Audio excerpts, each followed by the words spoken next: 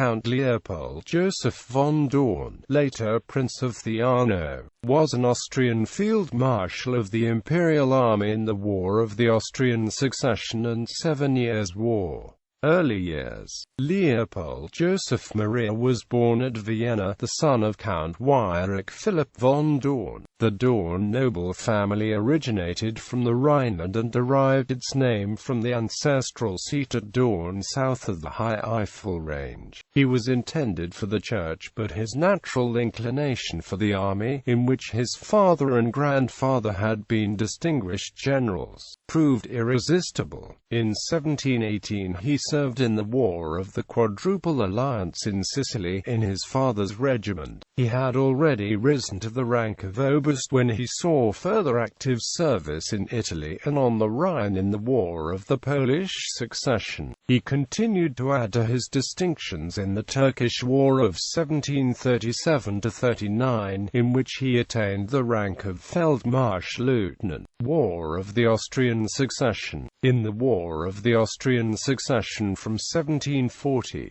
Daun distinguished himself by the careful leadership which was afterwards his greatest military quality. In the First Silesian War, he was present at Chotusitz and Prague, and led the advanced guard of Kievan-Huller's army in the victorious Danube campaign of 1743.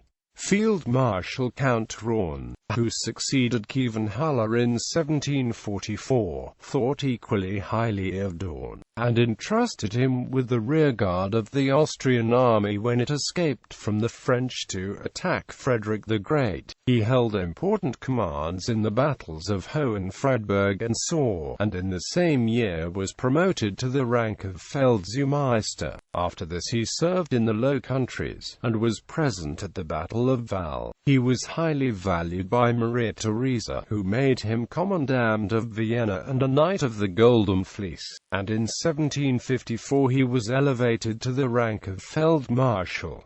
7 Years' War. During the interval of peace that preceded the 7 Years' War, he was engaged in carrying out an elaborate scheme for the reorganization of the Austrian army, and it was chiefly through his efforts that the Theresian Military Academy was established at Wiener Neustadt in 1751. He was not actively employed in the first campaigns of the war, but in 1757 he was placed at the head of the army which was raised to relieve Prague. On the 18th of June 1757, Daun decisively defeated Frederick for the first time in his career in the desperately fought Battle of Kolin. In commemoration of this brilliant exploit, the Queen immediately instituted a military order bearing her name, and Daun was awarded the first Grand Cross of that order. The union of the relieving army with the forces of Prince Charles at Prague reduced Daun to the position of second in command, and in that capacity he took part in the pursuit of the Prussians and the victory of Breslau. Frederick now reappeared and won the most brilliant victory of the age at Leuthen. Daun was present on that field, but was not held accountable for the disaster, and when Prince Charles resigned his command, Daun was appointed in his place.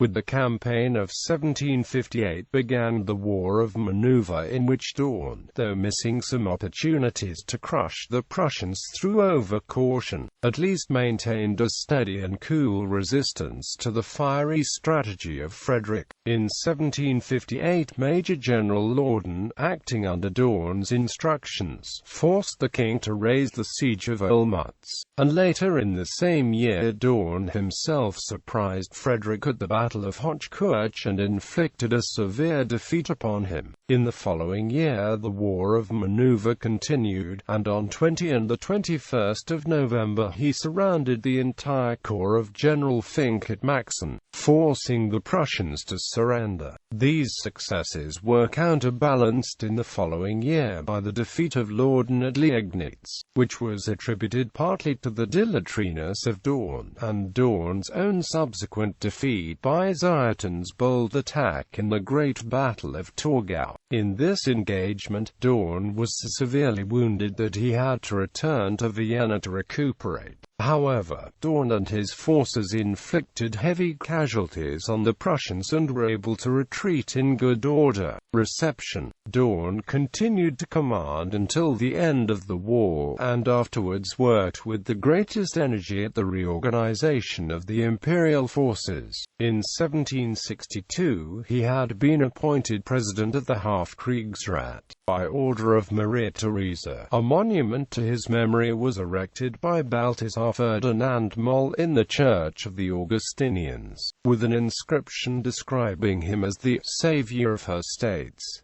Quote, in 1888, the 56th Regiment of Austrian Infantry was named after him. Called the Austrian Fabius Cunctator, Daun has been criticized for the dilatoriness of his operations, but wariness was not misplaced when one faced a general like Frederick, who was quick and unpredictable. His inability to exploit a victory, on the other hand, might not be so easily excused. The relationship with his daring general Ernst Gideon von Lauden remained tense. His cousin married the Marquis of Pombal, the noted Portuguese statesman.